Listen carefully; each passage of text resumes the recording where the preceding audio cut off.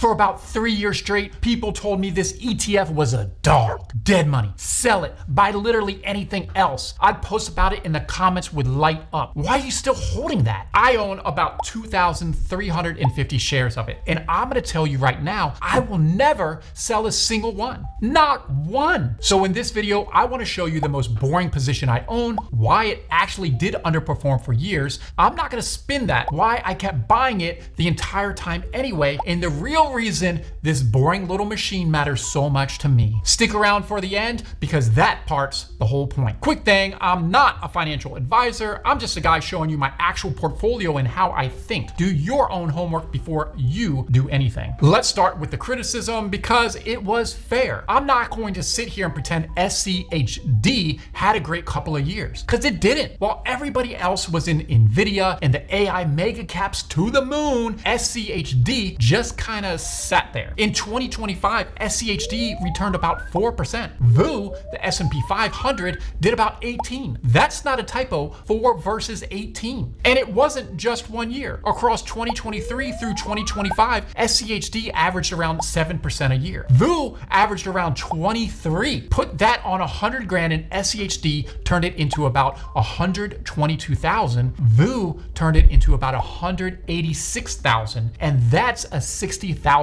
gap. There was even this moment that drove people insane. SCHD follows a strict rule book, and in 2024, those rules forced it to sell Broadcom right as Broadcom was exploding on AI and replace it with a slow-moving pharma company. People lost their minds. The dividend groups I'm in were full of folks selling SCHD, buying the hot thing, telling everyone else to do the same. So if you were one of those people calling it a dog, honestly, on paper, you had a point. Here's the thing though, I didn't sell. I didn't even slow down. I bought SCHD every few weeks straight through the worst of it. And the reason comes down to something it took me about 30 years of investing to actually learn. You have to follow your own plan. Everybody is on a completely different journey. We all got our own investing DNA. The guys panic selling SCHD to chase the rocket. That's their DNA. Maybe it's right for them. It is not mine. My DNA is I want a reliable, growing paycheck that shows up every 90 days that I never have to babysit. That I don't have to think about when the market's scary. That's what lets me sleep.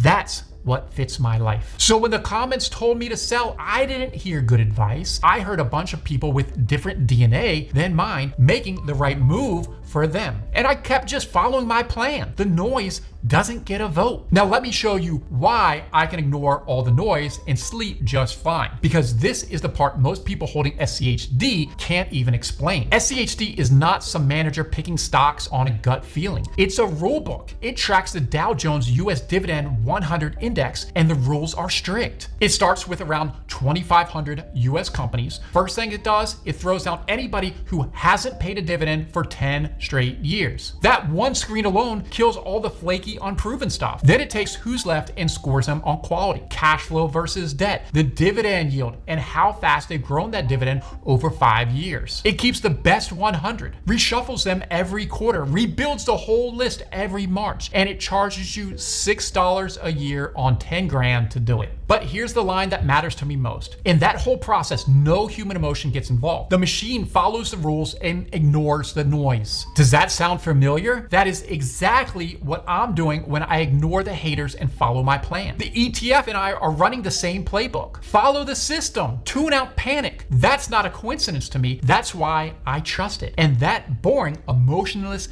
discipline. It's grown more than 5 times over since 2011. Okay, now the part that actually gets me excited about something this boring. SCHD is the only position in my entire portfolio where I reinvest the dividends. Everywhere else, all my other stocks and ETFs, those dividends and distributions pay out and I use the cash to build new positions, chase new ideas. But SCHD, I let it eat. Every quarter, the dividend automatically buys me more shares. Those new shares pay their own dividends next quarter, which buy even more shares. It's a snowball, and I never have to push it. It rolls itself. Right now, I'm at about 2,350 shares. My goal this year is add 650 more. And the beautiful thing is the snowball is doing part of that work for me. The bigger it gets, the more dividends it throws off, the faster it grows itself. This year, it helps a little. Next year, more. 5 years from now, that thing is rolling downhill on its own, and I'm barely lifting a finger. That's the magic of boring. Boring compounds. Now, let me be straight with you because SCHD cheerleaders won't be. SCHD by itself is not getting me to my goal, which is $10,000 a month in passive income. Not even close, unless I had a giant mountain of money already. The yield's great for what it is, roughly 3 times what the S&P pays you. But to throw off 10 grand a month at that rate, you're talking millions of dollars invested. SCHD alone doesn't get a regular person there. So SCHD isn't the engine, it's the foundation. To actually hit that 10,000 a month number, I mix in higher income plays on top. Covered call ETFs like QQQI and JEPQ that pay out a lot more. I did a whole deep dive on QQQI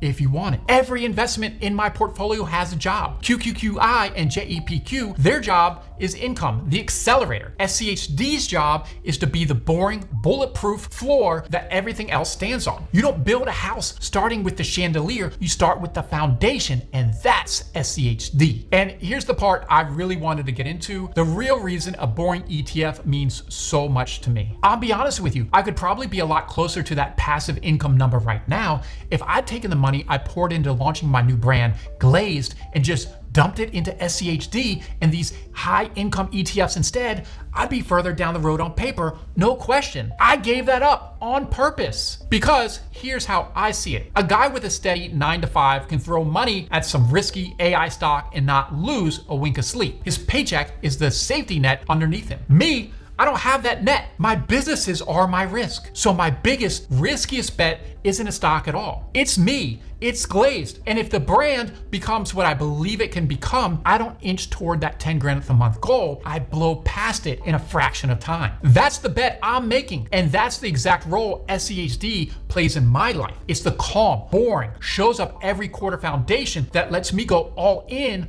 on unboring things, betting on myself. It's the fortress that lets me leave the walls and go take the castle. So that's why I never sell a share. Not when it underperforms, not when the comments call it a dog, not ever. SCHD was never trying to be exciting, it's trying to be there, and it always is. So tell me in the comments and be honest with yourself. Are you team SCHD, the boring snowball you hold forever and never touch? Or are you team swing for the fences, chase the growth, go for the rockets? There's no wrong answer here. It's your DNA, not mine. But I generally want to know which one you are. And of course, subscribe and follow the share count with me. I'll show you the day I hit that goal, and I'll see you in the next one.